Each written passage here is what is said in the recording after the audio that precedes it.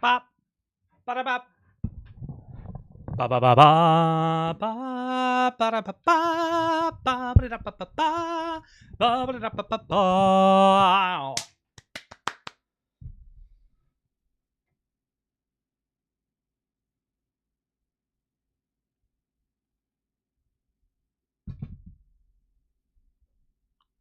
It's the world's first poorly synchronized live on TikTok and Instagram at the same time show. Did we do it with fancy software? No. Why would we do it with fancy software? We're just live on both. Because why not be live on both? If you're on Instagram, feel free to jump over. You're going to be able to see Seth of Cosmere Academy giving his thoughts as well. But on TikTok. But on Instagram, you just hear me asking questions. Scuba Juba, what's up, man? I'm live over on TikTok. Going to be talking with Seth of Cosmere Academy. I just like the comments feature better on TikTok. So, but I wanted to give it a little bit of amplification. Let y'all get an idea of what's going on over here as well. Got some folks jumping on TikTok. Love y'all, love y'all. We're going to be talking about Wind and Truth with Cosmere Academy here in a minute. Mahler Man. A Tower's explanation. Matt, I do quite a little bit of work with Brotherwise, and one of my favorite moments is that one of the workers at Brotherwise was like, that game makes no sense from a game design to perspective. So I don't know if it's salvageable or not, but I really like the idea of towers. Who knows if we can actually turn it into a game. That would be quite fun, though. Ooh, I could see at least some usage of it in the RPG. I know at this point, all the game design folks at Brotherwise are like, I don't know what I'd do with that. So that's, it's kind of like there's a world of difference between creating a game and like describing the idea of a game.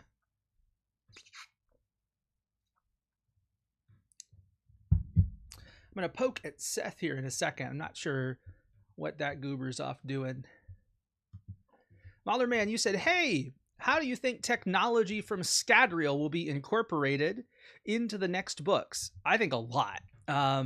Well, in this next Stormlight books, it entirely depends on who all from Ghostbloods is going to be coming over to make problems, right? So if we think about the way that this book ended, time dilation comes into effect. As near as we can tell, we're jumping forward past where Era 2 ended, and probably Stormlight 6 will pick up sometime after Stormlight 5.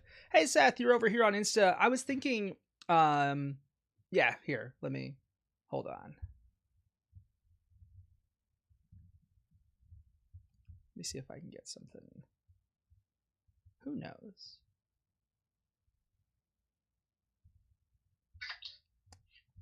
Oh, that's so odd. That is the second time that's happened. How do you feel about the concept of TikTok as opposed to Instagram? Just because I like the comments on TikTok better. I'm fine either way. Cool. I was just doing both to like amplify the reach, brother. Oh, you got 2 devices streaming both? Yeah, I've got 2. I've got my computer. Yep. Fancy. Okay. Yeah. Yeah, Morgan, I do have 2 devices going. I've got my computer over here and then my phone's over there. Jasonian, I saw you on Instagram. You are welcome to hop on. Seth in the back rooms. Instagram hates me. This happened to Gary. He joined with me and Shayndl the other day, and for some reason it would not show his video at all. All I could get was his audio, which is the same for me with you right now, Seth. It's real weird. Oh, you can't see me? Nope, I can't see you at all. I don't think they can either, because Jasonian said, is Seth in the back rooms? Oh, I thought he was referring to my background because I'm just in an unfinished basement. Oh, very possible. Very possible. Because I can't see. So I have no idea. That's weird. Yeah, But, it's really. we can jump over to TikTok. I don't mind either way. Yeah, that'd be great. TikTok, I have more followers on there anyway. I was thinking this might get me a couple on Instagram, but honestly, it's probably not going to make that big of a difference. Okay, they can see you apparently. That's wild. I have no idea why it won't let me see you. That's really weird. So yeah, if you want to hear my lovely voice, you can stay on Instagram. If you want to see and hear me and Seth, he'll be over on TikTok. And I'll just keep the stream up because, you know, why not? Here and I'll go join on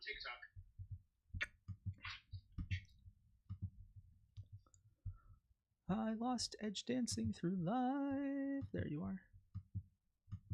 Me, what's up? Are you here?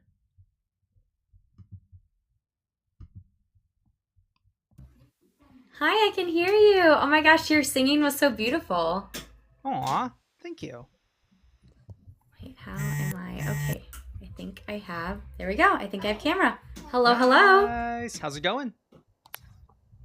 Great. How about you? Oh, it's a good day. It is a good day.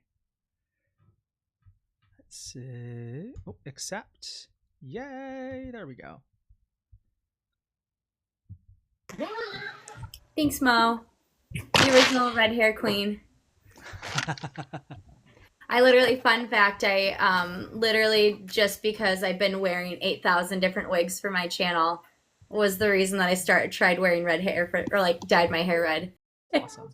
Yeah, I legitimately have watched you use so many wigs that I never actually know what your real hair is.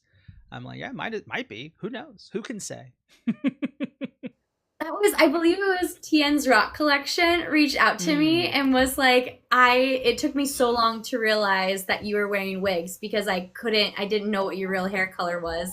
And we had just had this conversation and the next day I actually dyed my hair a different color. So it was just a silly. Ooh, yeah, Seth is in the background. So this is totally natural hair then, right? Or not, like this is your hair, not a wig.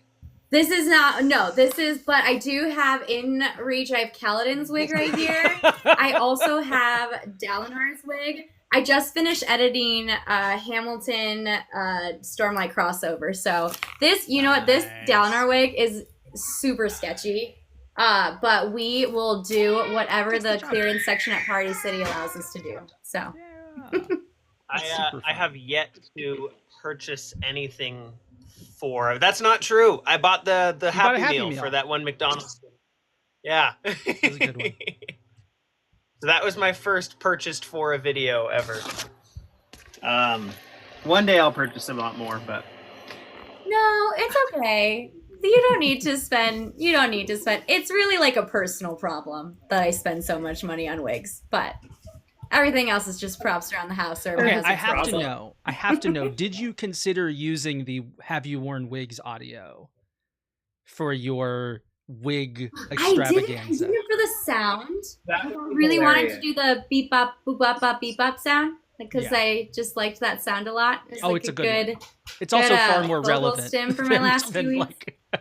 Yes. But I did make you caught the caption because I can't not put on a wig and not think of have you worn wigs? So when you made that video, it made me smile so big. All right, I have a lore question from Instagram from Whittier24 has a wit question. So Seth, are you familiar with the wit question? Like when I say that about the end of Wind and Truth, do you know what I'm thinking of? We've had spoiler warning, right? Everybody knows. Yeah, I've got a banner. All spoilers, Wind and Truth. Don't touch it. Jasonian did make a reel about this. I forget even at this point who first brought it to my attention, but Whittier24 says, okay, since Taravangian killed the king's wit, and the only other thing we know about Alethi law is that if you kill the king's wit, you forfeit your land and titles. Does that mean that Taravangian forfeits Alethkar?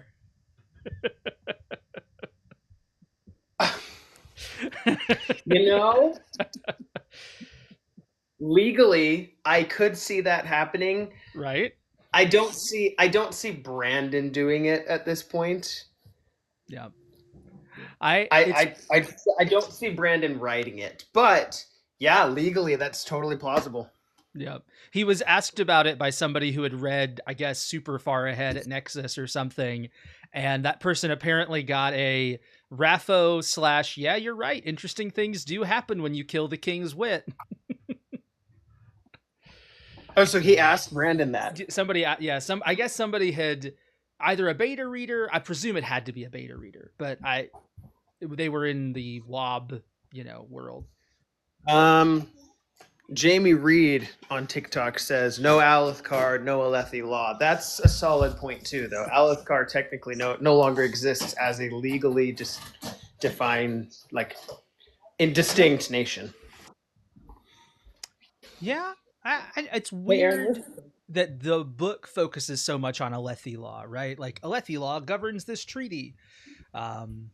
So it would be interesting to say what that even gets at. My other like loophole headcanon was, why didn't we get Venli to just officially control all the worlds? Be like, everybody cede your lands to Venli real fast. And then Venli can let the regents of humanity reign in her little domains. So wait, which lands? Oh, I'm like, so for example, instead of, or even as Queen Fen, does her deal with Odium, she could instead of that, or with that, do a secret negotiated treaty to where it's like, oh, by the way, actually, when I said Odium, I meant the listeners that live on the Shattered Plains. It is now their land that it, the same way they did the Shattered Plains to Venli, right? Like if you can do a treaty that just signs away the land to listeners, could you get somewhere around there? That's the idea. That's true. Oh, and so Jason says, by that logic, the contract shouldn't have been interpreted under Alethi law to begin with. That just made me think, technically, Alethkar, like Alethi law, does still exist, because Alethkar as a nation does exist under Yasna. Yeah. Oh, well, yeah. I mean, I guess it depends whether Alethkar under Odium was still Alethkar, or whether, I mean, it gets very, like, what would the honor inside of Retribution consider to be the law of this land ruled, and it gets weird really fast. And at what point does Alethkar, like, Yasna is still queen of Alethkar, but there's no Alethkar. So is she still a queen of anything? Sure. Or is she just a queen of a section of people living in the tower? She's the queen of my heart. That's a fact. Scuba Juba says, where did it go? The Dawn Shard. Does Hoyd being obliterated affect his holding the Dawn Shard, or is it linked to Spirit? Yeah, what Jeremy said. The Dawn Shard was past his apprentice right before he got obliterated. Yep. That is the most casual way to refer to my man Sigzil / Nomad I have ever heard in my life. Well, Hoyd's apprentice. Yeah, that apprentice guy. That guy.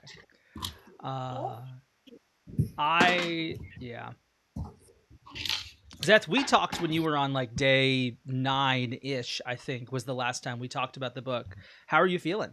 Yep. Man, what am I not feeling? So I'm trying to get my phone set up and everything. A lot, man. I mean, things that I had spoiled for me. I knew Kaladin was going to be a herald. That was spoiled for me in my comment section by some dumb commenter. And at the time when it was spoiled for me, I hated it. I thought it was dumb. It didn't make sense. It didn't feel like it fit for Kaladin's story. I refused to accept it. I was like, there's no way. It doesn't fit. In the moment, given the context that we had, it was beautiful. It was so perfect. It made me tear up. And honestly, the whole honor is dead, but I'll see what I can do line might have been just a little bit of fan service by Brandon, but I loved it anyways. Yeah. And honestly, we are talking about and for my boon Kaladin Stormblessed, so he's just kind of a dramatic bitch anyway. So he might have just been being Kaladin for my boon Stormblessed. Have we talked about that part with Adolin in this book? Like this is way earlier on in like day one, end of day one. So cancel. I finished 3 days ago. In the dude when they're having we should all meet up for drinks at the end of this or whatever. In that conversation, Adolin calls back to the "but I'll see what I can do" line, as if he is so he's aware of Kaladin whispering, "but I'll see what I can do," like up in the stands, which then created my headcanon that at every bar Adolin goes to, he's like, "And then the bridge boy said, 'but I'll see what I can do,' and he jumped down into the arena and he started attacking." I just love the idea that Adolin like makes Kaladin listen to him retell that story every time they go. I love that, and it's so beautiful, and I don't think there's anything I love more than Adolin and Kaladin's friendship, and specifically just like the consistent reference of Adolin referring to like Kaladin as his friend, and like we learn at the wedding that like he's wearing the sword that was like a gift from his friend, even though he got like 80 different swords, and it's not a sign of conquering an enemy, it's an honor to his friend that he loves. And he thinks about, as he's in day 9 up in the wall, he's thinking of, that bridge boy's been through worse and worse circumstances. Yeah. Like, I'm still alive. I can't, and I just looked up that line recently, and oh my gosh, yeah. Oh my gosh. But it just, so beautiful. So beautiful. Adolin and Kaladin, love. Adolin, the GOAT for me in this book. Adolin's plot line was my favorite, by far. Yes. Kaladin and Zeth's, at the beginning, I wasn't actually sure how much I was going to like it. Sure. I thought Therapist Kaladin was going to be kind of boring. And while I love Zeth... You weren't on board with Therapist Kaladin and Pokemon Master Zeth? Going to all the gyms and collecting the badges?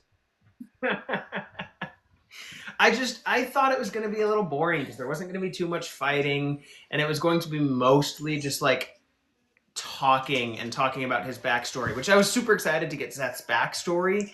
Yeah. So I was excited for the past. I wasn't that excited for the present. But I was proven very wrong. Therapist Kaladin turned out to be phenomenal. It's interesting. In some ways, the librarian scene is perfect because of how bad it is. Oh, I loved the librarian scene. Oh, I don't. I don't mind most of it. That's such an underrated scene.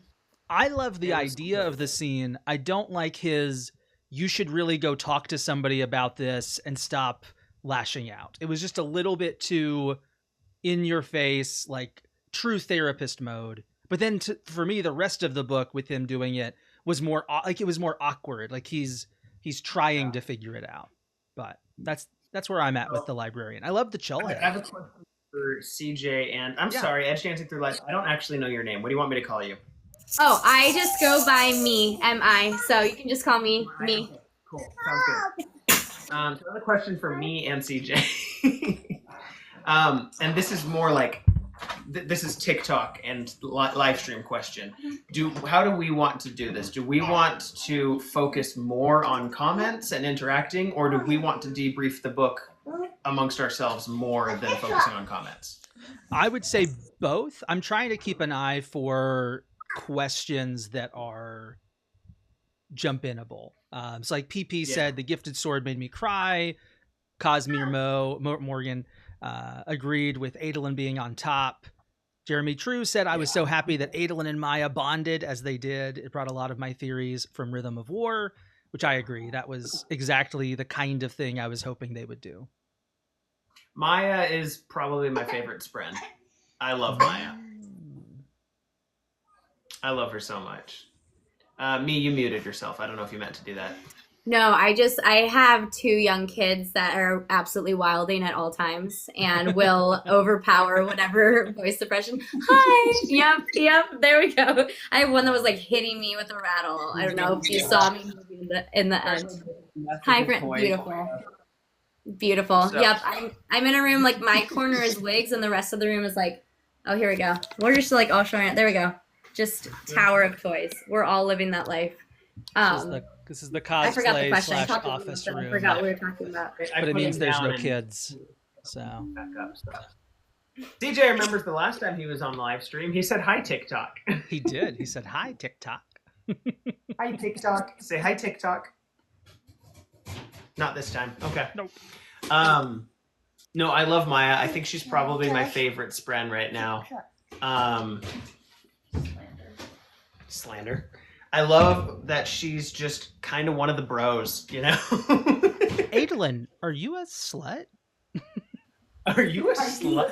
I love And that I was Maya's not- out here literally making dirty jokes. Like, Yes.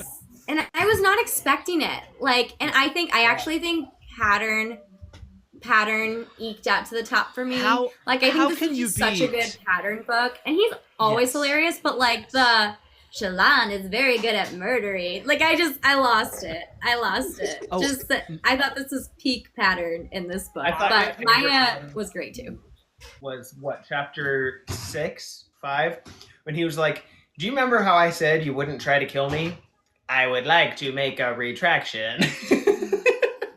Yes. And mine, also mine was- underrated. Oh, sorry. Go ahead, CJ. No, I was saying mine is the new pattern pun because each book has a pattern pun. There's like, oh, this is odd, isn't it? Oh, yes, there are 11 of us, an odd number, right? Like each book, there's a new one. This one was that Shallan's like, I think Maraise is plotting something, and he goes, Like on Do a you graph. Yeah. do you think they brought graph paper? It's just like, that's amazing. I literally Thank you, pattern. I knew there was a joke there. We were listening to this really late at night, right? And I knew there was a joke there, and I pressed pause, and I looked at my wife, and we had eye contact for like 3 solid seconds until That's my amazing. brain went, "Oh!" I love it. That's fantastic. Um, Dancel Also- Jerry said, I love how I expected her to be so much more demure. She is decidedly not. very not you, very not mine. Mhm. Yes. Mhm. I think one of my favorite parts in the whole book was Nightblood's I Am Not a Thing. Yes. I love that. I'm usually downstairs where I have my Yumi and the Nightmare painting picture, and I always pan up to that because it's such an interesting continuation of my world, my rules. Like Kaladin is teaching, hey, your rules. Like you don't have to be a thing. Rule number 1, you don't have to hurt people if you don't want to. And that, I am not a thing. I can make my own choices. Which I think I was talking to you about this, CJ. I love how Vasher, and this is not like on the therapist emotional side of it. This is more on the mechanics side of it, right? But like Vasher carried Nightblood for 400 plus years, at a minimum, right? And we don't really know how long, but at a minimum 400 plus years. And Nightblood never displayed any amount of character growth or self-awareness at all. Until this book, finally, he started asking, what is evil?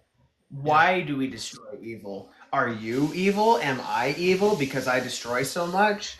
Yeah. And I think on a mechanics side, it has to do with he just ate a shard, right? He ate a perpendicularity and a shard back to back. And I think in my mind, it was that amount of investiture that allowed him to grow.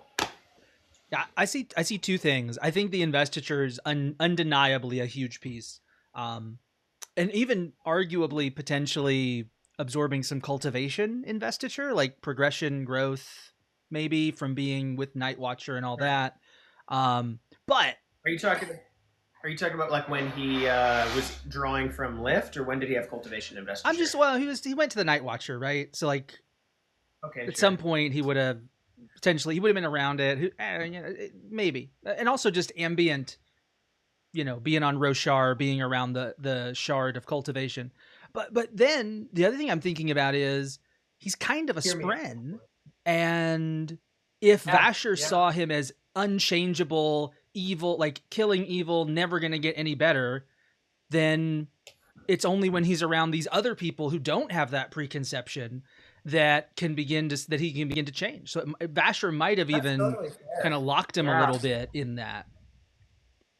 So I have both a pro with that and a con with that. Sure. So in support of that, I'm thinking, oh yeah, well Nightblood has never had a lot of people thinking about him. So there's really only been like a maximum of 5 people whose perception would be influencing him. But on the other hand, he's a sword, and people think of swords all the time. So does the perception of sword apply to him, or does just the perception of Nightblood apply to him? Yeah. I don't know. It's an interesting question. I don't know. I love this side of cognitive shadows and the whole perception stuff. You know, I've been talking about it. I feel like it's been coming up weirdly a lot recently in a lot of my videos and conversations. All right, what's Noadon, Seth? Tell us what Noadon is. Oh, my theory of Noadon. I think, was I talking to you about this or no? I don't think so yet. I was talking to somebody about it. I can't remember who. But so my theory of Noadon is that is Noadon. That is straight up in the flesh Noadon. That before he died, he transferred himself to the spiritual realm, and he's just been hanging out. Yeah, that's what I think. I'm on that board. I'm on that train. I have some tinfoil hat that I've added to the train, and I think Odium Retribution did what he did with Carbranth as an evidence of what Noadon has done with his city. I think his baking bread city is similar in concept to Carbranth, a spiritual city that exists. Thing. Yeah. On the whole Carbranth thing, I had a mechanics. Sorry, I think we got off sync. Yeah, we did. I got frozen for a minute, and then y'all sped up, and now I'm back. Maybe. I think so. Question mark.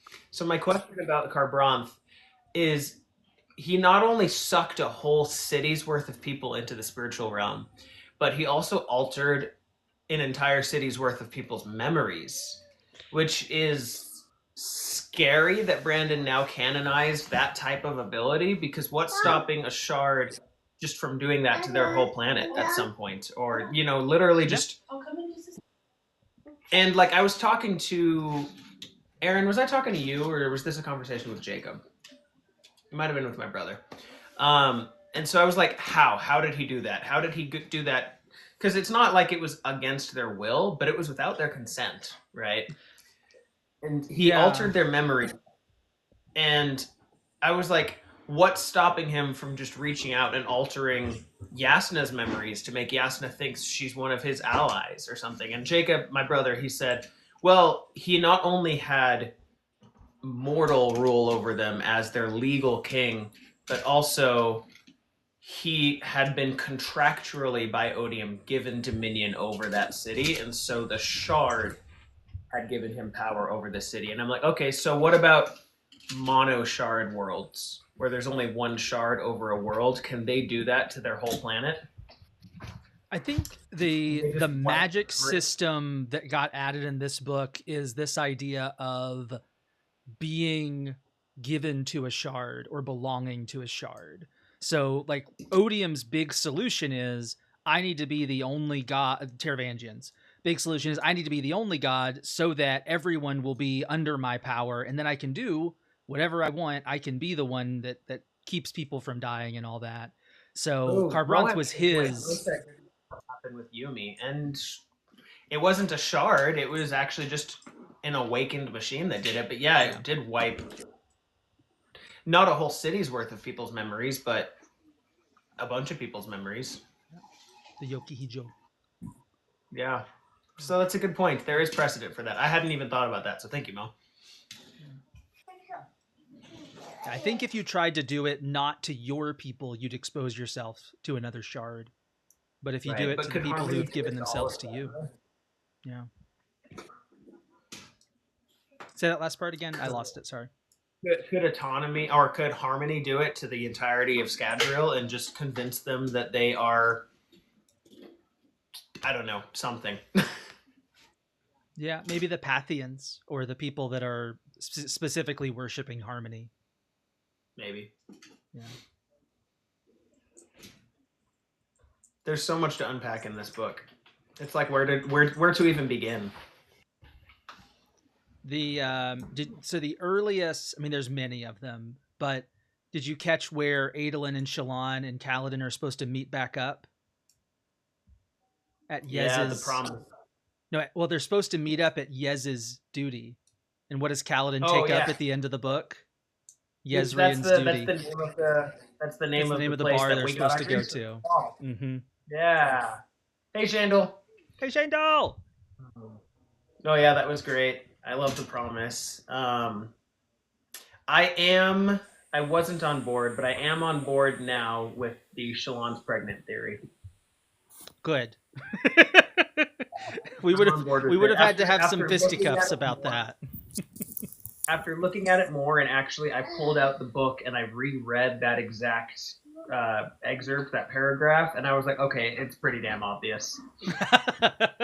Dancel Sherry says Shallan is totes pregnant. Everybody say hi, Shayndl. Hey! I can't stay too long, and I was like, everybody already has heard all my thoughts. I'll give other people a chance to talk, but I literally can't see the word totes without just I interpret that as Tress of the Emerald Sea. That's funny. That's funny. You know what you're saying, Seth, about Shallan? I feel like the end of the book is so chaotic. There's so much happening that There's so much to pay attention to. You just like miss stuff. Like I remember when I finished it, I think I even put it on the Discord where I was like, so wait, is Kaladin still here? Like what's going on? Then when I reread it, I was like, oh, of course. But there's just like so much happens at the end of the book that like thank you so much for all the gifts. You're awesome. Yeah, man. Sorry, Shayndl, go ahead. No, I was just saying, like, it's totally understandable to miss out on something or be like, wait, did that actually happen? So. I know. It's kind of obnoxious. There's so much to pay attention to. It's like, it's weird because I had previously said that the Oathbringer Sanderlanche was the only Sanderlanche that I felt Sanderlanched a little too hard. There's so much in the Oathbringer Sanderlanche but this book, I think this one tops it. But this one seemed to flow better. This one, it felt more like a consistent story, whereas the Oathbringer Sanderlanche felt more chaotic. I don't know if you agree with me or not. I kind of hear what you're saying. I feel like it's funny. I think that the Oathbringer Sanderlanche is the best, like, technical Sanderlanche in terms of, like, all the storylines converging and coming together. Whereas with, like, Winds and Truth, it's sort of the opposite, where like none of the storylines come together. There's a ton happening, but you don't get that like everybody come to save Dalinar moment that you get in Oathbringer. So fair. No, that's a solid point. I don't know if you were seeing our discussion in the server a while ago, but like how in Oathbringer during that Sanderlanche, we're name dropped 2 of the Thunderclass names and their genders, and like I didn't even know until this book that the Thunderclass had names or genders. And so I've read Oathbringer like 4 or 5 times, and somehow I just right over my head. Well, and it doesn't say Thunderclass A is a girl and named blah blah blah. It's just like that girl who destroyed the wall. Tell Shalanana to go over that way, and it's like, oh, Thunderclass, right? You got to put those 2 pieces together. Yep. And the Tissark, which we still don't know what that is. Yeah. That's the Tizrock. May he live forever. That's a Narnian thing. What, me? Nothing. I just have to head out. I gotta go to the pharmacy for it closed because my 2-year-old has pink eye, so that's what we're doing. He's totally fine. It's just gross. Sure. So I'm gonna go do that. Always amazing to talk to you guys, and have a great rest of your life. Thanks for having me. By me. I Bye. definitely interpreted that as have a great rest of your life. And I was also very heard that. confused. Did I say? I might have just said that. I say a lot of things that my brain doesn't connect to my voice, so you know, it's all good. But have a great life and a great day. Thanks, me. Bye. That's a winded truth. I mean, I don't even know what to break down here. Are there any new really cool comments that we should respond to? Scuba Juba agrees. That's what I heard too. Some other things. I mean, Scuba Juba we said talked about- Nightblood will become the new Adonalcium. that would be Oh, that's hilarious. a good one. So Seth, endowment seems to give us a new clue as to Hoyd's master plan. Something about bringing the dead back to life. Any thoughts stirring because of that?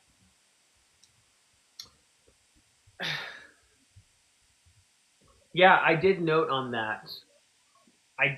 I remember noting it and thinking, this, I need to come back to this, but I never actually followed up. Oh, yeah. So, Are you rereading the entire book, Seth? Like, yeah, I already started it over. I'm in like chapter 15 right now. No, No, I I'm said, in like- like 22. I was like, oh my God, like you literally just finished and you're just like right back to the beginning. Right back. Because there's so much. There's so much in this book. Yeah. I like Pee-Pee's question. I hated saying that sentence. What are we calling what Moash has turned into? A Void Inquisitor? So, in the book, I was thinking, whoa, how the heck did Odium accomplish hemalurgy without using metal? Later on, however, after I finished the book and rethinking about it with some other people, I don't think it's hemalurgy. I think it's a Cosmere constant that we're seeing through multiple magic systems, right? Like just how you can have light weaving through multiple magic systems. You can have midnight essence through multiple magic systems. Mm-hmm. Those are Cosmere constants. I think something, invested material replaced eyes equals you can see investiture. And so through hemalurgy, we see this with metal, and Odium was able to accomplish it using a gem that he probably invested somehow.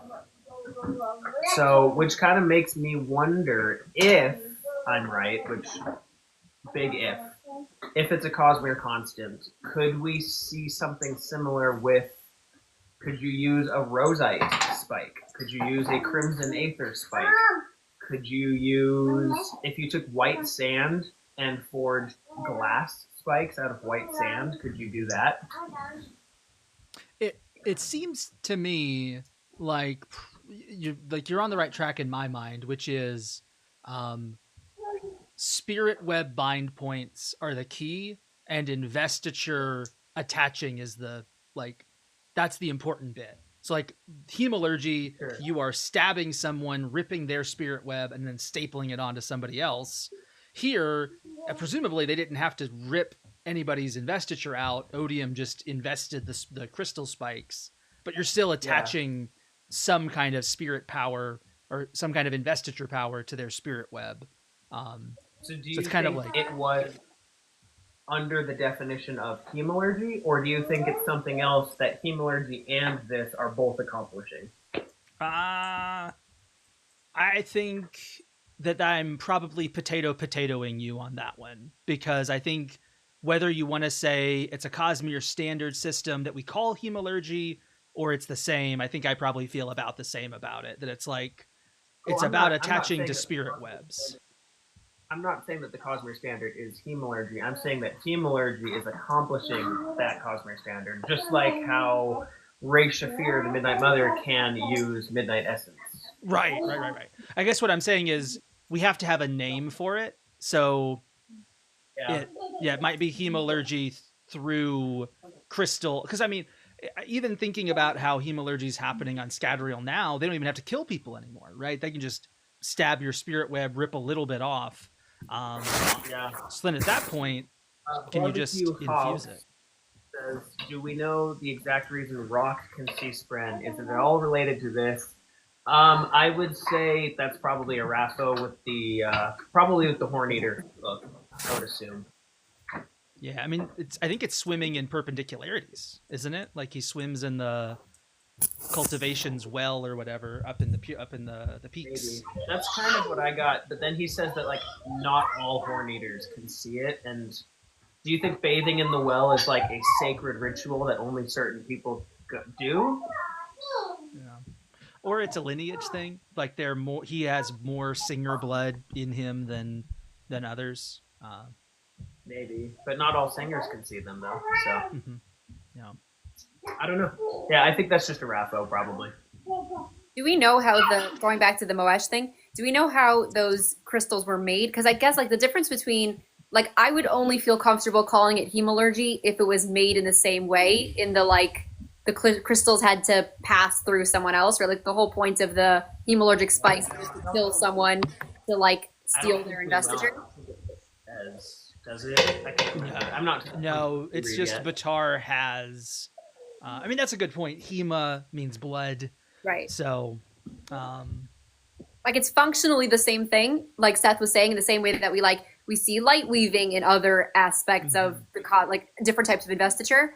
But I think in order to like say that this is the same thing as hemalurgy, you'd have to see some sort of like stealing of investiture through, killing someone. CJ, looks like we had some comments that were censored out. I don't know if you want to go see them, if you could override that. Oh, I can't see them. Oh, really? I wonder if they're talking about stabbing, with hemalurgy, and maybe TikTok said stabbing needs to be censored. Huh. I wonder why it shows you and not me. Oh, that happens all the time. I just thought that you also saw it.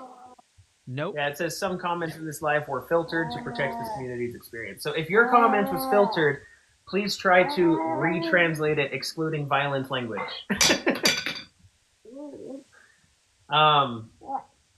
Or if it was an insult to me, just go ahead and leave it. I don't want to see it.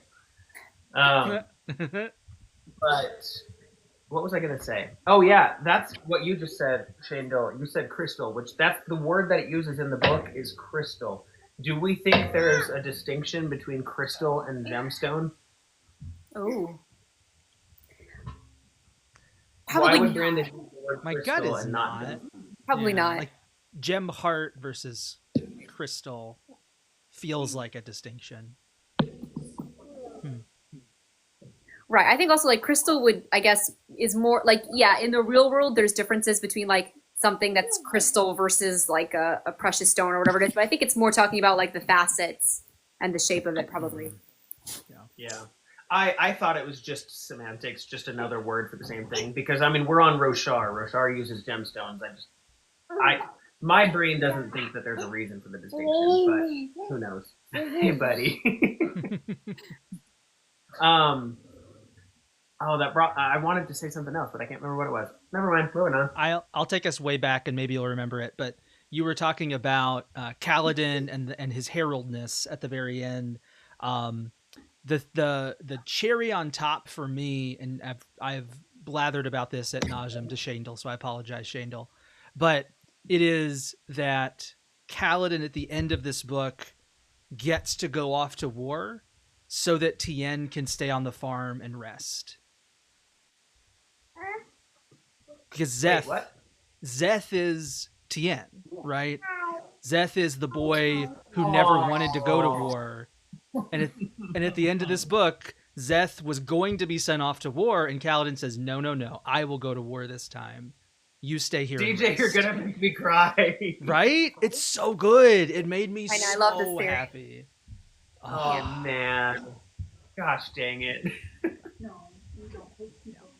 I love that. That's great.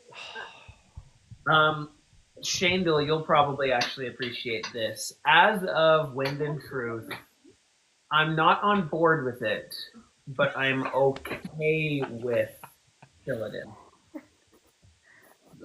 Okay, with what? Cylodin. Okay. You know what? I don't support it. I'm not on that ship. I'm not on board, right? But I'm seeing the ship pass, and I'm not expressing any negativity towards it. Okay. I have had such a wild ride with the Cylodin thing, because I was on the Cylodin train before Wind of Truth came out. And then we had chapter 10, and I was like, I don't think I like this train. And then now I'm kind of on board with it. So, yeah, Scuba Juba is highlighting my... Chillhead. I just pretend the Chillhead thing didn't happen. That was just her making fun of him. I'm so curious to know like how because I feel like the major criticism that I've seen of Wind and Truth for most people, even people who really liked it, they were like, yeah, there were just some really cringy moments, and most people bring that up. I wonder if Brandon's just like that was the point. He just likes that cringy humor, and like it's just. Oh no, that's 100% it. Because I was at the convention, I was talking to Ben Olson about it, and the version of the book that Ben read before publishing didn't include that joke. So Ben didn't even know about it. I had to pull up the book and show it to him. And he read it and he goes, yeah, that doesn't surprise me at all. Because once Brandon gets a cringy joke in his head, nobody is going to let him get rid of it. He's like, there's no way. I bet you probably people tried to fight him to get rid of it, but he just thought it was too funny and wouldn't. I think Josh basically said that. He was like, yeah, we all were like, what is this? But like once Brandon like decides he likes it, it's like it's just I don't know, because like I'm thinking of more like the dance. That dance, first of all, Silladin aside, was beautiful. That was amazing. However, I could totally see why that gives Silladin vibes, right? Mm-hmm. Because if you replace Syl with any human female, that's a romantic scene. Yeah. But because it's Syl, it might not be. And then there's the whole thing where like they like touch each other's hands at one point, and she rests her head on his shoulder in the cart ride, and now Kaladin's an immortal, so there's not the whole like mortal immortal power dynamic. So I could be okay with it now. I mean, I always thought it was weird that people were like really grossed out by Syl and Kaladin, but are totally fine with Wit and Yasna. Like, you know, I mean, I'm not going to say it's exactly the same, but it's also a little. Yeah, with Wit and Yasna. The reason I didn't like Silladin before was because they gave me more brother-sister vibes. I guess so, yeah. But I think the reason why that was simply her childishness in the first two books, because she wasn't fully, you know, cognitively there. And so I think that childishness kind of gave me younger sister vibes. I think that's probably why Brandon, like, was it in this book that he, like, there's, like, even a line where Syl gets, like, annoyed at someone calling her childish. And I think that was, it's sort of like in Mistborn when Vin very openly says, I didn't like Kelsier, he was more like a father to me. It was, like, to squash anything of, like, the Kelsier-Vin ships. I think that was sort of Brandon doing this here also, where he's like, no, Syl is definitely not a child. It was in, like, day one, I think, where Kaladin has the thought of, like, she had never been childish, girlish perhaps, but never a child. There's some, you know, it's very like but then in fairness to him, if you go back to Way of Kings, it does say girlish. It never says childish. So like, he's just calling us back to, hey, this is how I've always described her. Stop it. Yeah. It was funny. And even still being like, oh, I want to be full size because I want certain people to treat me different. And Kaladin's like, do I? She goes, yeah.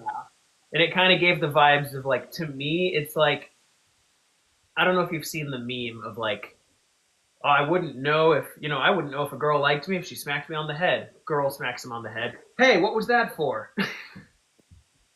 So. Well, we'll see. I hear you, but as I mentioned, Cal is a herald, basically a spread at this point. I was super against it, but that's exact. Jason said, you just translated my words into text. Yeah. That's what was going through my head, and I didn't say it properly. So thank you, Jason. You read my mind. I think that's what we've, like, CJ and I have talked about this a bit, and that's kind of the conclusion that both of us came to as well, is like, yeah, neither of them are human anymore. It's fine. Go ahead. Sort of thing. Yep. Yeah, I loved Kaladin's ending. I thought it was perfectly fitting. I also love the new Oath Pact because... Do we know, is there any torture even involved in the new Oath Pact? Yeah. Their bodies are tortured, but their mind, so I guess you would say their minds are tortured, but their spirits are in super happy sleepy town.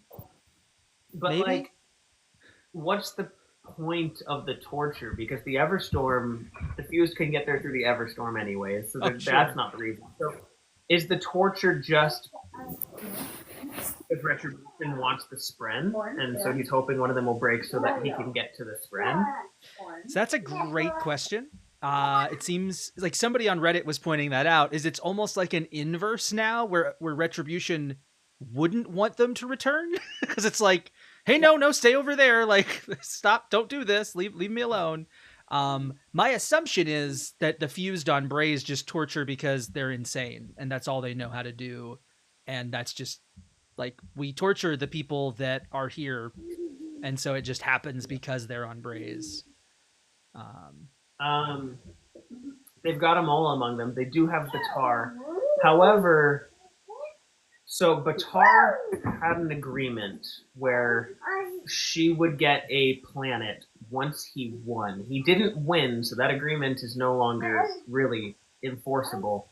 And I wonder, was her even being on Odium's side, was that just part of her insanity? And once Paladin therapies her a bit, then she won't want to anymore? That is the question, and it seems one of the things that Brandon has allowed himself to do whatever he wants to in the time skip. Because if he wants her to like reform quickly, so many options. Yeah. I still feel like it's a bit of a Chekhov's Batar that like you gotta pay that off at some point, but we'll see. Or it could even be that she doesn't want to, but Odium now has some sort of power over her or something, kind of shard level blackmail almost. Well, I mean, to your point, Seth, there's nothing that says he can't still enforce the agreement, right? Just because, like, I forget the exact wording, but I mean, it seemed to be, I will help you if you get me a planet. And so it's not great, but it's one of those things where Nail wasn't great either until he got healed. Kalak wasn't great either until the darkness was removed. Oh man, can we talk about Nail? Real quick, before we jump to Nail, we did have a question. JMDJ said, so from Zayal's perspective, is Kaladin dead and this is a copy of Kaladin?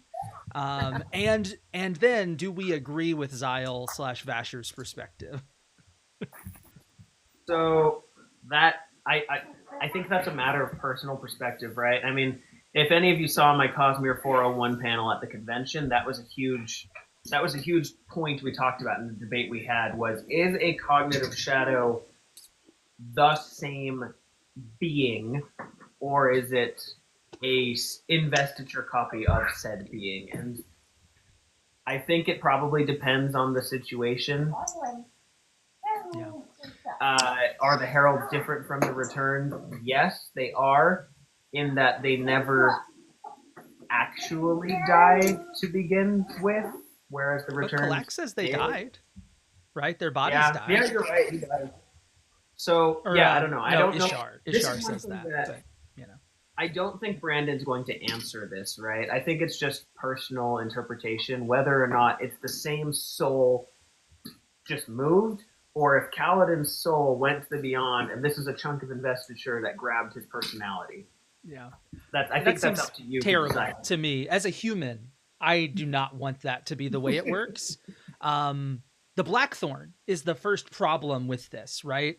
The Blackthorn is the first cognitive shadow that isn't the same person, but is the same person, like frozen in time. Yeah. He's not even a cognitive shadow. It's like a spiritual shadow because he was taken from the spiritual realm. So it's like, I mean, I think I really hope. Go ahead. Yeah, sorry, I didn't even. No, it's okay. I was just gonna say, I don't think that Kaladin went into the beyond. Like, I think, yes, his body is dead, but I think that it's still. Yeah. I think that because of the way that it was, I don't know. I mean, well, maybe not. Maybe not. I tend not to believe that. I think that it's him. I think it's just like. Like what you're saying. The one thing that gives me pause on it is where Vasher talks about fossilization. Yeah, he talks about their soul, which he might be. He very well could be wrong, right? We don't know. And it's one thing, I just don't think Brandon's going to give us an answer, and it's just up to us. Like imagine going up to Lightsong's brother and being like, that wasn't Lightsong. That was a fossil that was a copy of your brother. And so no, your brother didn't save the day. just a copy of your brother did. Like, what? No, that's garbage. Tyler from It doesn't Cosmere actually matter. It's sort of like the ship of Theseus paradox, where it's like it's not the same ship, and it's like, but functionally, does it matter? Like, totally. Yeah. Tyler from Cosmere Conversations kind of basically compared it to like AI or something. Like if you were to upload your consciousness to a computer, and then that computer was to walk around and call itself you, is that computer you, or is it copying you? Yeah. Like at the end of the day, it's just a bunch of codes, but also isn't that kind of what the brain does anyway? Like, so it's chipothesis, AI, whatever you want to call it. I think it's up to the reader to interpret however you want. Yeah. I saw somebody asking before about when we'll see Kaladin again. Do you think we'll see Kaladin in book 6? Will it be like end of book 6, like he comes in to save the day, or do you think it's like we're gonna have to wait a while before we see him? I think wait a while. Yeah. I think prologue. I could see that. I could see the heralds being part of whatever the new prologue incident is. Yeah, there's probably going to be a new prologue.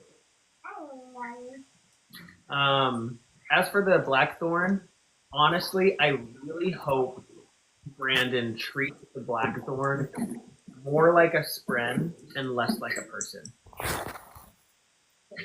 Agreed. Yeah. I think we're all on that train of this is weird. Shayndl and I were talking about how in this book we see the Blackthorn at cities across the Cosmere, probably Elantris, most like in your face example. Oh, I missed that. Right over my head. Yeah, there's like it's a blink and you miss it scene, but it's like he's standing outside shining walls of a city, and so it's like, well, where else have we seen shining walls? Probably it's Elantris. And so I liked the idea that it would be he's just sent off to ravage the Cosmere, and we see him in like Elantris 2-3 or Ghostbloods, and just don't see him again in Stormlight for a long time. So do you think that the Blackthorn is... I wonder, do you think he could count English? Do you think he could be considered Retribution's avatar at this point? I don't think so. I think of avatars as having more autonomy, pun not intended. I mean, we don't really know what this Blackthorn is capable of. Like, does he have free will? Is like it's so confusing because we've never actually seen anything like this, as far as I know. Oh yeah, to me this seems like brand new mechanics. Yeah, so. It's honestly, this is my least favorite thing about Wind and Truth was the Blackthorn thing. So I think Ja Anat and Ba Ado Mishram are probably the closest analogs. Something sentient that's been corrupted, taken over into Retribution's bosom. So it'll just be interesting to see if it's closer to the Thrill or closer to Midnight Mother or something. Yeah. The way that Retribution described it, it sounds almost more like Dalinar did the making the Blackthorn into a cognitive shadow more than Retribution did, because Dalinar implanted his memories into a spiritual construct. And by giving it memories, he gave it a level of reality, right? Yeah. And then Retribution took advantage of that. Speaking of Blackthorn, Scuba Juba says, who claimed Dalinar? What's up with that? Is Brandon going back on his word and he's actually going to give us something about the Beyond, or is that separate from the Beyond? So I will concede, my thing I missed from the end of the book is the phrase, Dalinar stretched into the Beyond. I missed that. I read past it. I will concede it's there. But I think he's baking bread with Noadon, who is actually the avatar / vessel of reason, hidden on Roshar. So I think I've told you this theory before. I think I told you this theory before we knew about reason, right? I think that the Iriali, the one, is the hidden shard. And now I have a name for it, reason. And I still I found nothing in this book to disprove me of that. I still think the one is the hidden shard. I think I've always assumed it was the shard that splintered itself. Virtuosity or ambition, one of the two. I always forget which one splintered itself. But I'm with you there. I like the idea that the Iriali were created by a shard that wanted to experience the Cosmere. Which I don't. I always assumed that it meant Adonalsium, but no, that was disproved. That was disproven? In a WOB. In a WOB, somebody asked Brandon if it was referring to Adonalsium, and Brandon said, "I'll have to look up the exact wording, but it's something along the lines of it's a similar structure." But he straight up said, no, they were not directly inspired by Adonalsium. Interesting. But I don't know. I've always thought because nobody, not even the other shards, could find reason. They can't locate them. And to me, it's because it doesn't exist as a shard. It's split up amongst a bunch of mortals. I think it's the fourth moon that landed before the gods got to Roshar. I still don't like the fourth moon thing. I know I was talking to you about that the other day. I didn't like it then. I'm still not sure how to feel about it. Hopefully it really pays off in the back half, but it just feels like a very... It's obviously Chekhov's gun type thing, and I'm sure Brandon will pay it off. I'm just a little miffed that we didn't get any sort of payoff for it in this book, because I was telling CJ about this last week.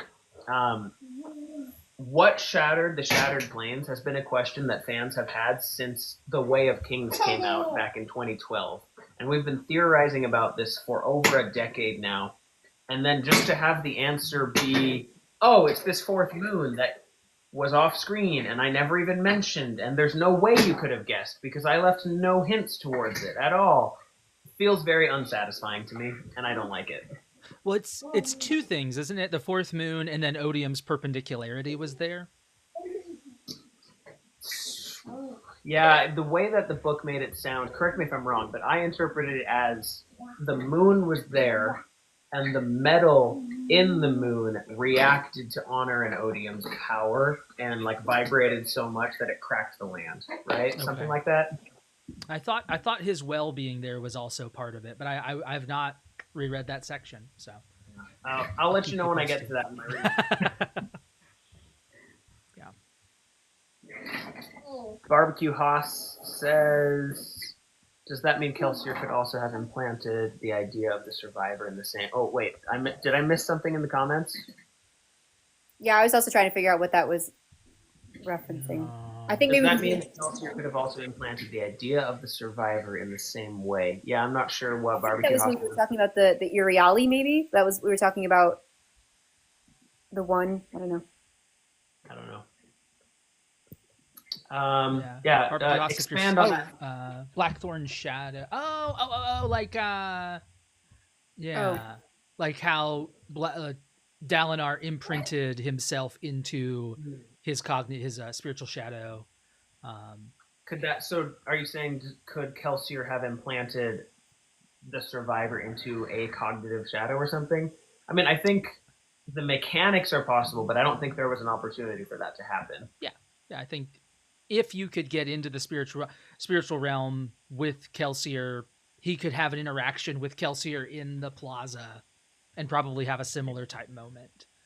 I doubt that Kelsier would like that. Kelsier wants to be where, he doesn't want anyone to do it for him. He wants to be where the action is. I agree. I agree. Yeah, he's trying to put on his shit. CJ, one day we're going to have to just do a whole live about musicals and just... Disney and all the other musicals. I'm still mad about Mufasa, Shalon. It makes me mad. Shayndl. God. Did you just call me Shalon? I did. Just leave this. Just brain tired. You are an artist. Yeah, thanks. Exactly. I'm taking it as a compliment. Actually, Shayndl, I didn't tell you about this. I meant to tell you about this. In another Discord server I'm in, a fan of your work was talking to me about your work and was saying, that out of all of the Cosmere artists, they think you're the most light weavery because of Aw. your use of light and in your art, it looks like your art is made of light. Aw, Yeah, that's a thanks. really good description. I like that a lot. Thank you. I love that is my favorite part of painting is like playing around with lighting effects and stuff like that. And I think it's also why my my style works really well for Stormlight. So thank you. That's really sweet. JMGJ177 says, "Do you guys think Sigil will be important in Mistborn Era 3? I'm going to say parenthetically, maybe he was important in Lost Metal." Ooh. Depending on how fast the time dilation works, there were people at certain piers that were very obsessed with the law and whether or not the law was being followed. Am I crazy, or didn't Brandon say they weren't Skybreakers in a while? He did not use the words, they weren't Skybreakers. He said, well, at that time, it was very rare for anyone to be able to get off-world. I mean, I think, correct me if I'm wrong, Hoyd was the only one who'd gotten off-world with powers. And I'm like, that's a really weird way to say, no, they're not Skybreakers. Like, that I was also thinking the wiggle room was, they might not have gotten off-world with the power. They might have gotten off-world and then sworn the oaths, which would then mean they didn't get off-world with the power. He left himself a lot of weird wiggle room. Yeah, because Spren, as of Wind and Truth, Spren can get off-world now. It was only Honor's power holding them there. But now they can get off-world basically easy, which kind of feels, I don't know. It's both satisfying, I like that explanation, and it feels kind of like a cop-out because we've been wondering how for so long. Yeah. But I don't know, I like it and I hate it. But as of, for Mistborn Era 3, I am 100% sure we're going to see Shallant. And you can't tell me otherwise. I'm 100% sure. I'm about to. I don't think we're going to see Shalon. I think maybe some sort of like the FaceTiming thing that she did with Kelsier, like that is the extent of it. She's not going to go off world because then she risks coming back and Adolin never meeting his child. I don't think she's going to leave the Shadesmar. I don't think she'll be gone that long, but like, I don't know, her involvement with the Ghostbloods feels like it's leading somewhere, and she really wanted to get her own Sion, and she intentionally made sure that Adolin would get a Sion because she wants to FaceTime him, and she can do that across worlds, and so I think she's going to try to do something with the Ghostbloods, whether or not that's join forces, or take them down, or just learn more about them. I feel like we're going to see her in this one, Era 3, briefly. Probably just as a cameo, not as a main character at all. Yeah. I could envision near the end, if the time dilation syncs up, I could see her bopping over for a side quest and then coming back. I could see that. Yeah. Maybe and like the time dilation, Brandon has given himself a lot of wiggle room with that, so... But as far as like I literally just made a video about this earlier today. As far as the math that Kelsier has given us, Mistborn Ghostbloods likely will be over and done with before Stormlight 6 happens. Yep. That seems to be the way the time will line up, unless something changes. Yeah. Salty James asks about someone on Roshar other than the shards that Hoyd references as being ancient, that he isn't on speaking terms with. I think he was just talking about cultivation there. She was the dragon that he kept referencing. Yeah. I read that as cultivation because he was talking about like old people and he's like, there's only one that I could reach out to and we're not on speaking terms. I thought it was cultivation.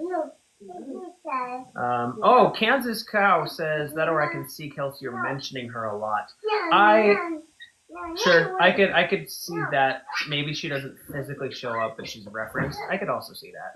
I mean, she certainly is not on good terms with Kelsier at the end of book 5. So, I mean, he also does say to her, this is another like branded call, because Kelsier does say to her, don't leave if there's anybody who like will really miss you or something along those lines. And to me that felt like Brandon saying she ain't going anywhere. So I could see her like maybe popping up in like a FaceTime sort of thing like we see her do with Kelsier for a second or two, but it doesn't seem like she's really interested in working with the Ghostbloods at all anymore. So Who I knows? don't know. There's like the Watsonian and the Doylean explanations of it. Because Watsonian, I'm 100% on board with what you're saying. Doylean, we've already seen Marasi turn down the Ghostbloods. We've already seen Shallan turn down the Ghostbloods once. And now there's a third opportunity for a main character to work with the Ghostbloods.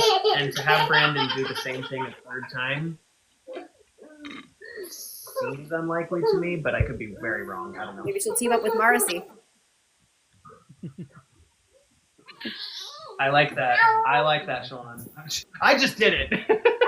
See? It's easy to To do. be fair, our names do sound a bit similar, so Will the time He's, bubble affect Shallan even though she's in Shadesmere? He I said, think, yeah. will the time I- bubble affect Shallan even though she's in Shadesmar? Yeah, we see that even in the conversation with Kelsier, where I really like the idea that the Easter egg will be Kelsier making some comment about, all right, I'm pretty sure she said something by now. I got to go run down there and listen to the next sentence. That's fair. Yeah, sorry. If that's too loud, let me know. No, it's delightful. Or they are delightful. Speaking of pronouns and children, I don't know if it really implies anything important at all, but I thought my brain made a mental note the fact that Dalinar never gave a gender to the child version of honor. He just called it they. Oh, interesting. wait, He the never child said- version of honor? Yeah, you know In that Noadon's the little sentient bread-making version of palace. honor? Yeah. Interesting. He never said he or she. He just said they the whole time. So I'm not sure if that implies anything meaningful or not, but my brain acknowledged it. Hey, buddy. What do you? I feel like one of the big not controversies, but one of the big questions coming out of Wind and Truth is when do you read Sunlit Man? I've seen so many people talking about this, and I don't think people are really heated about. I still kind of think that it's fun to read it before Wind and Truth, but some people are swear on no, it must be read after. Yeah, It's the new secret history question. It's the new. It is. It's the new secret history because I'm very much on the secret history after Era 1 vote, right? And every time I say that in a video, man, people jump down my throat about it. But I don't know. I mean, you guys know I'm religious about reading orders don't matter. Bookborn Yeah, did no, a really good video when else recently do you that was read- like, when else would you read Mistborn's Secret History? oh, after People say Lost- that you should save it until Bands of Mourning yeah, after Bands of Mourning. Oh, because people say that it ruins the reveal in Bands of Mourning. And I'm just like, does it? yeah. It's fine. Yeah, I agree with you. I don't think that reading order matters really. But I like the sort of I liked the mystery that Sunlit Man set up, where we were like, ooh, what happens? And then I think also if you read Sunlit Man before Wind and Truth, the reveal of who 12124 is really cool. I liked it. I like it. And I'm not even upset because I was talking to someone else about how CJ actually told me basically who 12124 is. Kind of. All I didn't did tell was me. I said, do you Yeah. want to hear the thing that I wish I had Yeah. thought for 10 more seconds about? So- That's I was talking to someone else about it, and they were like, "Oh, he spoiled it for you," and I'm like, "No. I don't count that as spoiling because all he did was I knew there was something. I knew there was something to the name, right? Because he even says like a cryptic, and he goes, "Excuse you, no, that this is a name, not just numbers." And Syl goes, "Yeah, that was kind of racist, Kaladin." And I'm like, "Okay, so there's something there. I just didn't know what the something was, and CJ gave me the something." which I even had. I was so mad. But CJ was really close because we didn't when we were reading the preview chapters, didn't you theorize that maybe Ox was the honor sprite or something? I was like, an unnamed high spren that we're going to learn about in this book that's going to be auxiliary And, because it's the best way to meet him, you know? I don't know about you guys, but in Sunlit Man, I remember adamantly thinking, Ox does not act like a high spren. Not even close. Yeah. Right? And now we get why, because he's been therapied by Kaladin. The funniest is that, like, when we were reading the preview chapters, CJ and I were both like, we can't stand the honor spread, and this guy is so awful. And then when we found out it was Ox, we were like, oh no. I hated him so much. I think I put it in the Discord multiple times. I hated him. Carl was reading a book, says, does this mean there was a similar time dilation on Scadrial between Era 1 and Era 2? I think that's kind of explicitly stated in text that there's not, because it says whenever the shards interact, it's kind of, there's a different effect every time depending on which shards interact. With Harmony, he was able to remake the world at will. With Ambition and Odium, planets, plural, were destroyed in the process. This time it just happened to be time dilation. I think it was saying, I don't know, I got the vibe that this was a unique occurrence that nobody's seen before. What about you guys? Is there time dilation around Elantris, like around Cell? Yeah. Well, in theory, yes, there should be. Because Devotion Dominion's power is stuffed into the cognitive instead of in the spiritual realm where it belongs. And so in theory... I've never heard of any time dilation there. I'd never heard of that. That's news to me. Oh, yeah. The whole concept is concentration of investiture should have the same effect as gravity for time dilation perspectives. Right. And so it's one of those things where Brandon has danced around it. He's been asked about it. So, like, it's possible that'll be the reason why Elantris is both the earliest and not the earliest book. Because, like, it's early from Elantris' perspective, but Cell has experienced different time since. For Retribution, I would say the time dilation is because they lost control and just exploded their power, and that explosion of power is what warped time for them. What seems to be. So, I don't know if I'm on board with the Elantris time dilation, but I wouldn't be too surprised. Yeah. But, I don't know, I mean, because timeline-wise, Elantris is the earliest in the timeline other than White Sands. And Elantris 3... Correct me if I'm wrong. I think, didn't Brandon say that Elantris 3 will be like thousands, if not, like hundreds, if not thousands of years after Elantris 1? I can't remember. I don't know if I've ever heard that before. Was that Stata Sanderson? I want to say it was live stream, but I'll have to look it up. I can't remember. I mean, like, the question is whether or not, I think part of it is, like, it's an easy way to then have Raiden and Sereni be on the same time. Like, because otherwise, if Elantris really is, like, hundreds of years before, but he wants to catch them up to the regular timeline, then he has to, like, have entirely new characters for Elantris 2 and 3, but I don't know. Yeah, I don't know. I mean, time dilation anything could happen, but I mean, we tried to spend a lot of time researching the timeline for the timeline panel, and everything we found pointed at Elantris being thousands of years before anything else in the Cosmere. Yes. Well, so that's the other thing that's interesting about it, is that would then explain how you can have ancient Elantrians wandering around the cognitive realm what appears to be much longer from the rest of the world's perspective relative to what's going on Cell, right? Like, you have the eerie people out there. If they left from the Cosmere's perspective, a few years, but for Cell, it's been a lot longer. Could be one of the reasons why you have those two different civilizations seeming to exist side by side. JD, I know the real question is, how old is everybody on each planet? Yep. Well, you see, if you spend 5 years on... No, we're not going to go there right now. Yeah. That's weird. Do we think the Night Brigade is connected to the evil? Probably loosely. I don't think we know enough yet. Yeah, they just control the Shades, which is, to me, evil. Using the Shades as military is terrifying. The real question about Elantris 2 and 3 is, will Michael Kramer bless them with his wonderful voice? I don't know how I feel about that, because he butchered Hope of Elantris. So. You don't like, what did he do? Rowden? You don't like Rowden?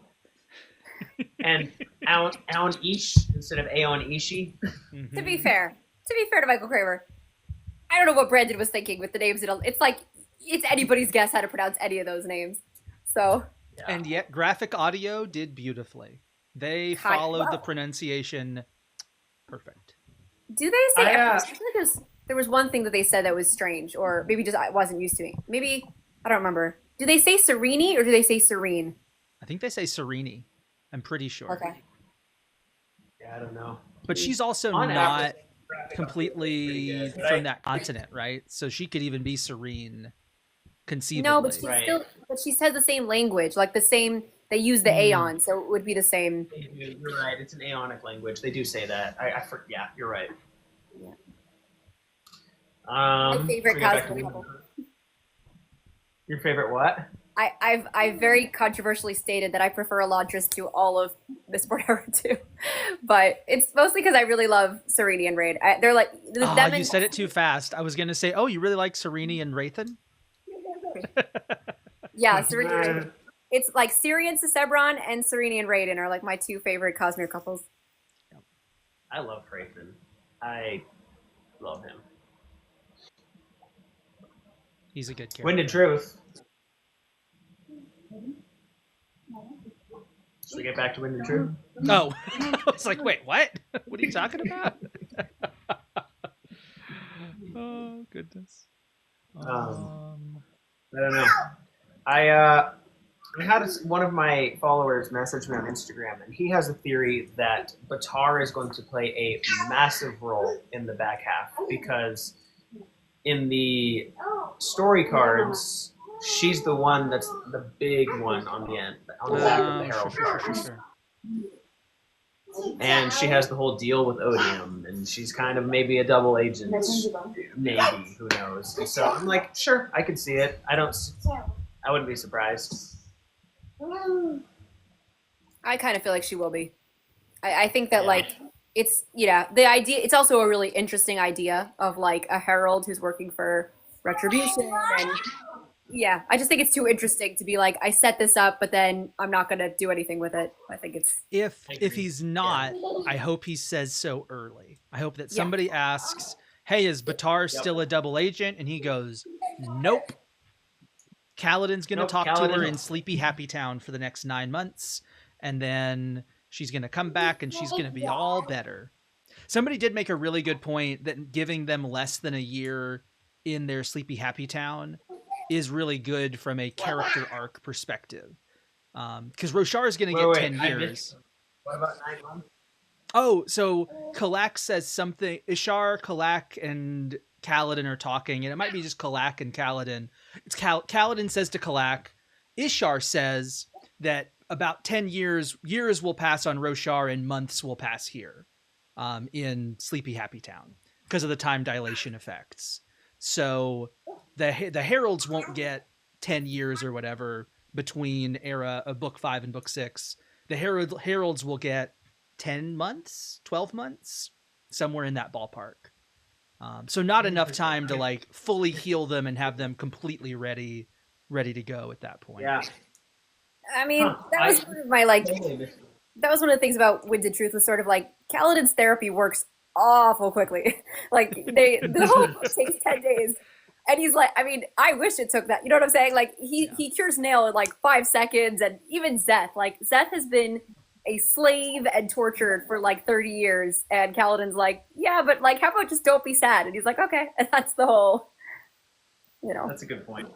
Yeah. He doesn't say don't be sad. He says create a little mind soldier to kill the mean thoughts. I'm just saying, anybody who's like actually who's done like therapy knows it's not that fast, but it's okay. Yeah. The stuffed sheep, that was so sweet. I cried at the stuffed sheep. You know what? One of the saddest things for me at the end of Wind and Truth is the fact that Kaladin's parents will never know what happened to him, or maybe they won't never. Like I'm saying, until book 6, we find out if he does come back. The fact that they just think that their son is gone. Like I thought that was really sad. Yeah. I don't think he's dead. They'll think he's dead. I still think because. So, especially in Adolin's arc, but all through the book, there was this message of promises are more important than oaths, right? And Shallan, Adolin, and Kaladin make a promise that they will be together and they will have drinks again. And so I think that inevitably Brandon's going to pay that off, and Harold Kaladin's going to show up and have drinks with them. I agree. Oh yeah. And I think I still you'll don't know probably what the have difference like. between an Oh, yeah. go ahead. I still don't know what the difference between a promise and an oath is. That confused me, but I agree. I think we'll definitely see them together again. I don't know, semantics. The definition of it, is there really a big difference? No. Right. I think the closest example that I can think of is I heard somebody talk about like with goals or like becoming a vegetarian, let's say, or something like that. That instead of thinking it as all or nothing, it's like, okay, I'm not either a vegetarian or I'm not. I'm 90% a vegetarian. Like I did eat some meat the other day, but it was like it was 10% of what I eat. So I am still 90% vegetarian. It's like I am moving forward in that direction in a way that the oaths don't allow for, right? Like Kaladin makes one mistake with Syl and Moash and it almost destroys everything. That's the difference between an oath and a promise from here's the Adolin's thing perspective. though. When you promise yourself to someone, right? Like people they don't mean like 90% of the time, but if I met like it doesn't work that that's where I have trouble. To me, like the only thing that kind of would be the idea is like, I don't know if this is the case here, but if you have like something that you're prevented from doing, saying like, I will not eat meat, for example, versus a promise being like, I will meet you at 5 o'clock. So you're like being prevented from doing something rather than promise to do something. But even that, I'm kind of like, I don't know how this fits in here, but hey, if it helps Adolin, go for it. I was just like, I don't really get this, but good on you. Yeah, I think how Adolin described it is the perfect example where he says, an oath is unforgiving, whereas a promise understands that sometimes just being there is all you can do, right? And so I think what Brandon's trying to get here, at least in the minds of the characters, right? Whether or not the dictionary agrees is different, but in the minds of the characters, an oath is letter of the law, you must fulfill it, whereas a promise is more kind of the spirit of what you meant and just trying your best to fulfill it. I think that, at least from what Adolin said towards the end of the book, that's the vibe that I got. I think I understood the emotion that he was going for, even if it didn't really work for me on like a rhetorical level. Yeah. I understood what he was going for. I get you. Yeah, Kansas Cow says a promise feels more personal, I guess. Yeah, that's kind of how I was thinking too. I was like, an oath is almost like an on-paper signature legally binding, and a promise is like two friends make an agreement. I don't know if it really matters as much. We're spending a lot of time on it. We had a good conversation. Barbecue Haas said, that was a 24/7 camping trip. A lot can happen when you go camping with someone for 10 days. And then so true. JMDJ77 commented about how they've been in therapy and they've noticed like you can like make a revelation in therapy, but then like applying it over time is the hard part, like consistently coming back. So I think that's totally fair. Yeah. Do you guys think Rita the new says, storm is dropping? Oh, what? Cabazo? Oh, we can do the comment first. I was just going to take a hard left turn. So Nice. Rita said, I just got on here, but what are your thoughts on Moash's arc? Because I have thoughts. I would say Moash doesn't have an arc. Yeah. I would agree. Yeah, it's a straight line.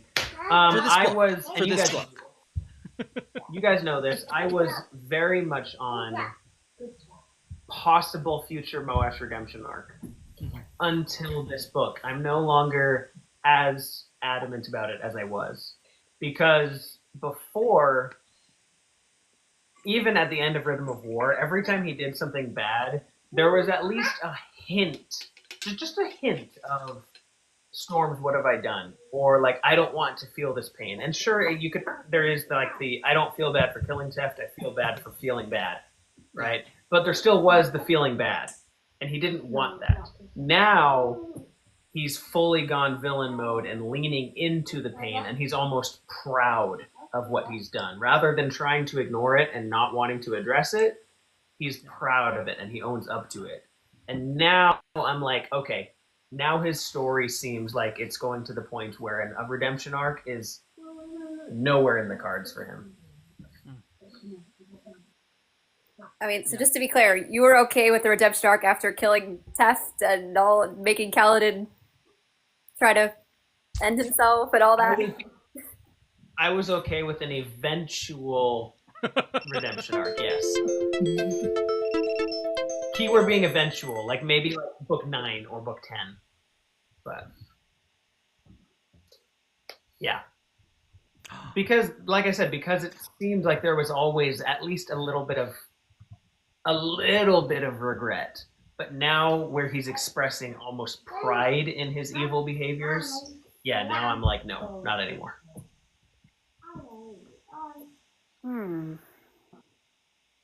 I mean, to be honest, this was the first, like the interlude with Moash was one of the first times I felt any sympathy for, not sympathy is the wrong word. I felt pity for him just because what happens to him in that interlude is so horrific. But at the same time, yeah, I've never been on the redemption train. I think that it's funny. I've heard a lot of people complaining about Moash in this book, and I think it's just that Brandon has more for him to do. Like he just didn't. It wasn't meant to. This isn't the culmination of his story for whatever reason. I do think that like we're gonna get a big Moash Kaladin moment, and that's just not. It wasn't supposed to be here. Yeah. So. Marsh and Moash both start with M. I would love a Marsh versus Moash showdown. Inquisitor versus Inquisitor. Yeah. I bet he has more spikes in book 6. I would expect that he's got Possibly. some more power-ups. Do you think they're going to be gemstones, or do you think they're going to be metal? Gemstones. Yeah. So I think if they are gemstones, if he has more spikes in other places that are gemstones, that probably disproves what I was saying about it. Oh, I think it would prove it more. Oh, really? You think so? Yeah, as long as we're saying like spirit web bind points is like the consistency that in the same way that an honor blade gives me the power through attaching to my spirit web without having to spike me, like a spike attaches power to my spirit web. I don't see why you couldn't do that with a crystal spike the same way you can with a steel spike. It's just different ways of attaching the investiture to the spike. Leo the Poet says, I'm on board. I'm still on the 4 horseman theory with Marsh and Moash. I'm unfamiliar with this. Somebody help explain that. What's the 4 horseman theory? So Marsh would be death. Moash would be war? Question mark? And so there'd be like a pestilence and I always forget the 4th. I just watched Good Omens. They had all 4. Famine. So like there would be an inquisitor from each planet is the idea. And each one would come to represent some kind of apocalyptic ideal. So what Moash would be war? Yeah, Moash would be war, I think. Which makes sense considering what planet he comes from. Huh. I'd never heard about that. This is brand new to me, but I'm kind of on board with it. I'd never heard that either, but it's cool. Yeah. Here he goes kind of hard. I kind of like it. That's not bad. I think also like there was I think it was at at Dragonsteel the spoiler Q&A that somebody asked Brandon about this, and he basically said that yeah, Moash is meant to be a foil for Kaladin, and he likes sort of taking two characters that would have equal opportunity to make the same choices, and one, so that doesn't mean that he's not going to get a redemption arc, but to me it was like an affirmation of how I've been feeling about the character. But then again, this is Brandon, so it could be fair. Yeah, I do like it because I think in that same blurb when he was talking, didn't he say something along the lines of like, Kaladin is the example of in any situation what is the right thing to do, and Moash is the example of in the same situations what's the wrong thing to do. I mean, I guess my question is like, I don't know if it's just we're living in a time where redemption arcs are really popular. What would be the appeal? I'm asking like genuinely, Seth, like what would be the appeal for a redemption arc for Moash at this point?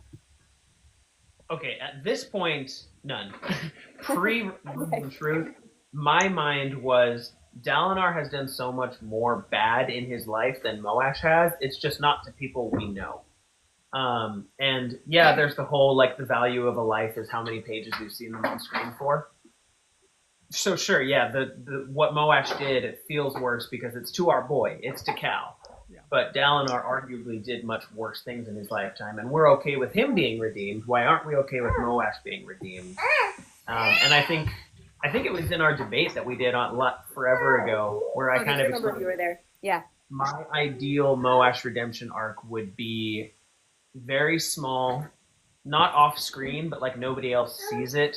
Where basically, like maybe Moash saw some injustice happening. He had been thrown aside by Odium, and this was still after Rhythm of War, where it seemed like he was abandoned by Odium, and so he was on his own and would be on his own for books and books, and blind, sad, homeless Moash sees an injustice happening, or hears an injustice happening, and steps up to save the life of some small child or something, and dies. And then, like, you cut to Sigzil walking up and sees Moash's dead body and says, "What happened here?" And the little boy says, "That hero saved me." And Sigzil, in his internal dialogue, would say something like, "You don't know what you're talking about. That man was no hero." And so the redemption is to this one nameless child, he was redeemed. He was a hero. But to Bridge 4, he's not. That's kind of how I would have liked it to happen. But given that he's no longer abandoned by Odium and he's now his like main guy and all the things that happened in Wind and Truth, I do not see anything like that happening. And I don't want it to. I think like Leo the poet is saying that I don't disagree with the like, and this is what makes the Moash debate really interesting, is that I actually don't disagree with the philosophy behind it, that like, yeah, anybody could, redeem themselves, anybody could change who they are and, potentially, and, earn redemption from the people that they harmed. It's just, to me, really unsatisfying. Like, I just want to see Kaladin kill him, I think is where I'm coming from. And yeah, no, after Rhythm of War, I was on a redemption arc is possible. Not that I necessarily wanted it to happen, but I thought it was possible. I no longer think it's possible from a writing standpoint or from a character standpoint. Yep. Yeah, I think the biggest for me is for the record, I never wanted a redemption arc. I never wanted it to happen. I just thought it was possible. To be honest, it's something that never crossed like Melinda, that Cosmere chick, was the first one that I ever heard talking about this, and I was like, this like shook my world. Like, I was shocked that anybody ever even wanted this. And it's like a really popular theory that I see all the time still. So, yeah, and like I'll really admit, like our the In Defense of Moash panel at the convention, I'll fully admit the title was 85% rage bait, right? I didn't go to that one, which I kind of wish I had, because I heard it was really fun. But it was genuinely really good. We had some really cool engagement and some really good points and stuff brought up. We do have a recording of it, and it has been over 30 days since the convention, so we are authorized to post said recording. So we might do that on YouTube or something. yeah, it'd be awesome. Yeah, that'd be fun. But anyway, back on topic. CJ, were you gonna say something? I saw you trying to say It was a pun. So Oh, God. of course. You know who really doesn't like that guy? The Ska. They've got plenty of ash. Moash. No way would they want Moash.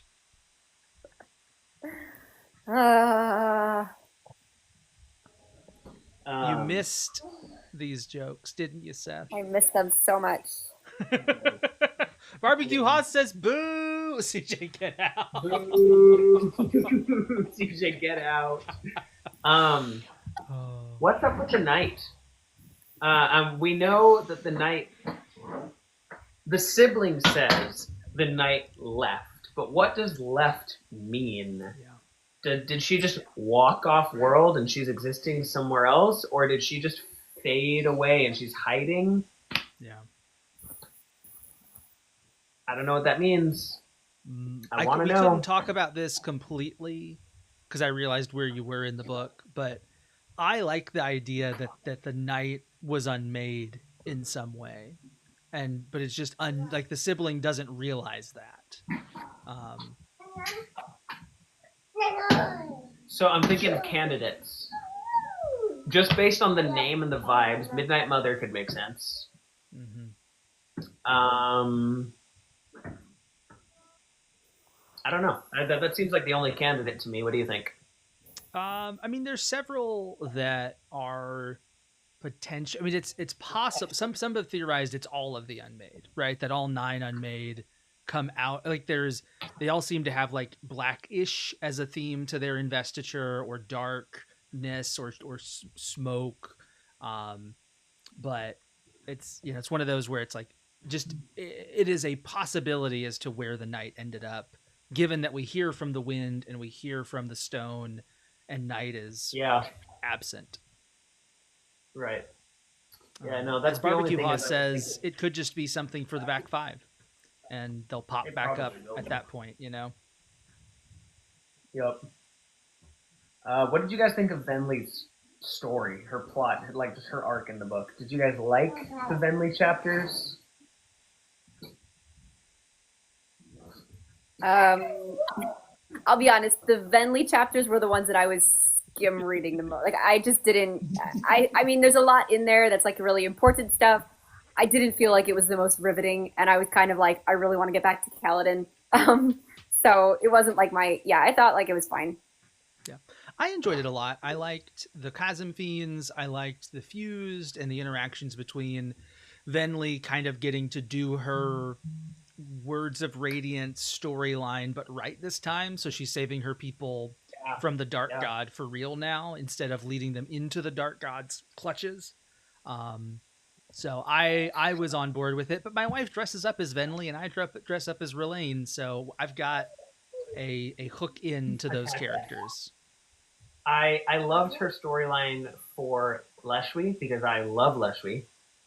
I loved the Chasm Fiends, and I loved the tantalizing lore aspect of the stone talking and where the stone was leading her.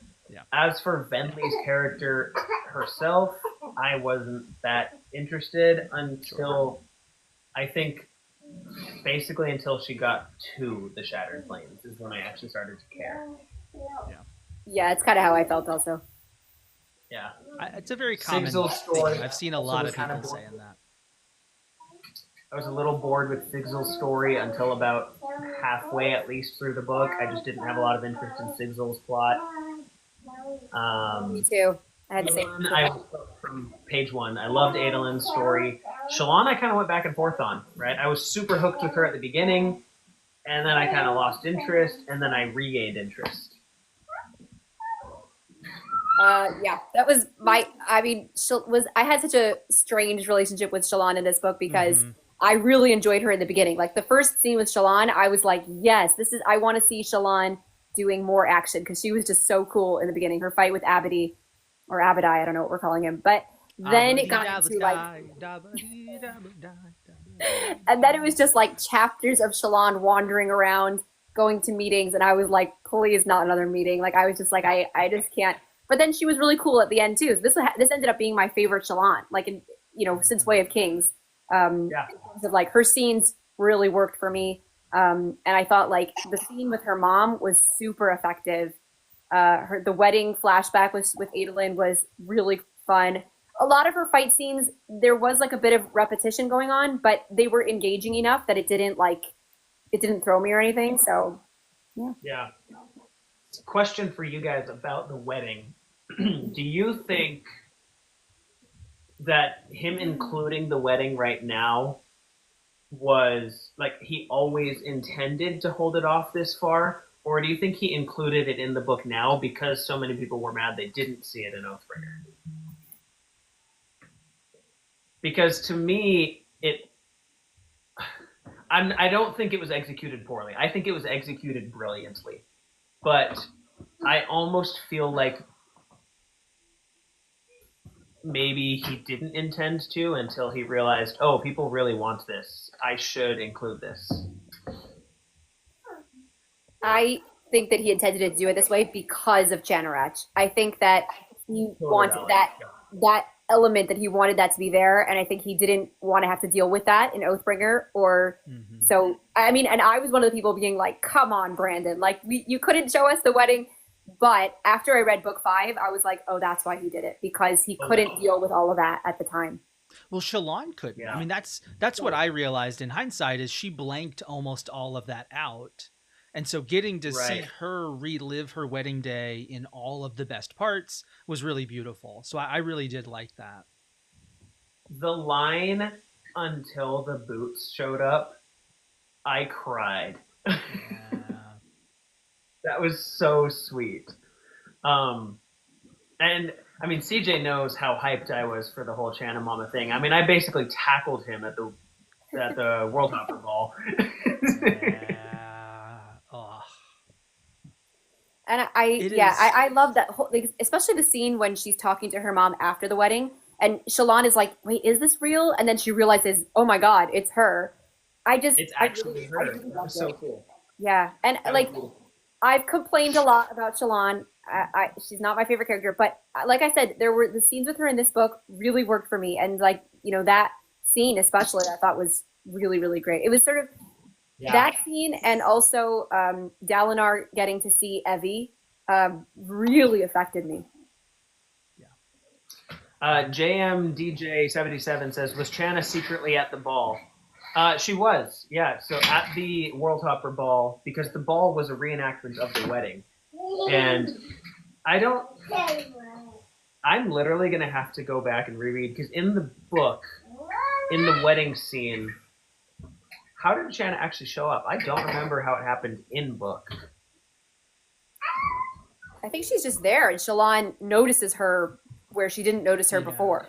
Or yeah, I think She's just it's straight up just there. The whole Hoyd thing didn't happen in book, right? it didn't happen on the page. It probably happened, you know, in reality.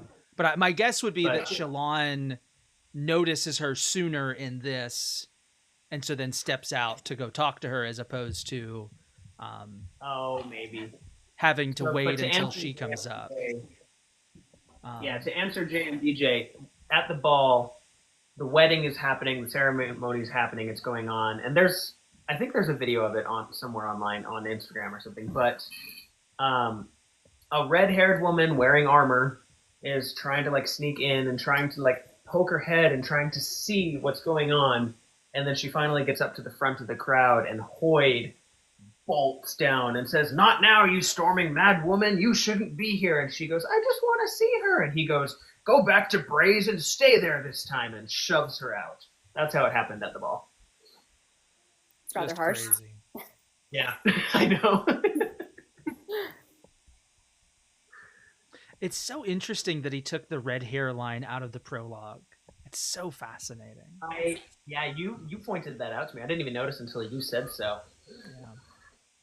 Because if it's just because he confirms it, I think, almost immediately in the spiritual realm when Shalon is like, "Oh, I can't look at that woman." It's like, well, why not? Like, the only people you haven't been able to acknowledge are people in your past. So Yeah. I wonder if we as a fandom are getting better at noticing Brandon's like style of laying clues. And Brandon was like, "Oh no, they're on to me." I think you're 100% right. But I'm going to have to bounce. But you guys continue having that's a good perfect time. timing. No, I gotta put Yeah, my I'm kids also to gonna have bed. to go. So perfect. I really should have gone like 15 minutes ago, but I was having so much fun. I do recall, like 45 minutes ago, I you being like, know. "Well, I've got a couple of was like, minutes I can I have hop so much on." work to do. I really do, but I was like, no, this is fun. So thanks for letting me come on and chatter with you guys. It was awesome. Oh, thanks for chatting. Good night, Bye, everybody. guys. See you Sunday. Yeah. Bye, everybody. Bye. Thanks for being in the comments. You're awesome.